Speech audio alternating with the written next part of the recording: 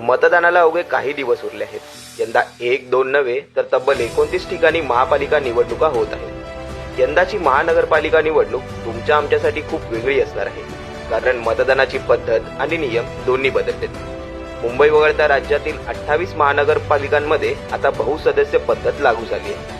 म्हणजे एका प्रभागातून आता एक नाही तर तब्बल 4 नगरसेवक निवडले जाणार आहेत। तुम्हाला एका प्रभागातून 4 मतं द्यावी लागणार आहेत। मतदान केंद्रात तुम्हाला अ, ब, क, ड अशी 4 ईव्हीएम मशीन दिसतील आणि प्रत्येक जागेसाठी एक ठराविक रंग असेल। अ साठी पांढरा, ब साठी गुलाबी, क साठी पिवळा, ड साठी निळा रंग असेल।